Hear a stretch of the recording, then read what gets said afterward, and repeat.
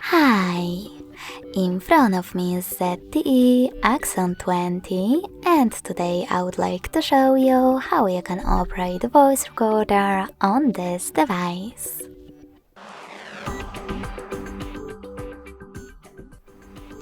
First of all, you need to locate voice recorder app, and when you find it, click on it. Then select Allow in the pop-ups if you never used your recorder before. Now, before starting, click on this mic icon at the top right corner to select the best format for you. Now, to start your recording, click on this blue button. You can pause it or unpause it using the same one. If you want to add a bookmark, click on this flag icon.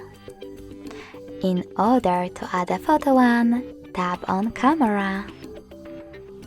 Now click on the shutter to take a picture.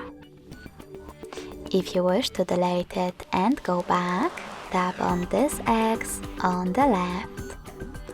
In order to retake it, click on this middle icon and tap on the shutter again. Now to save it, select this check mark on the right. If you want to end and save your recording, select Done at the bottom right corner. Now from here, you can also select Delete to get rid of it right away. I will name it though and hit Save. As you can see, after that, my recording was successfully created.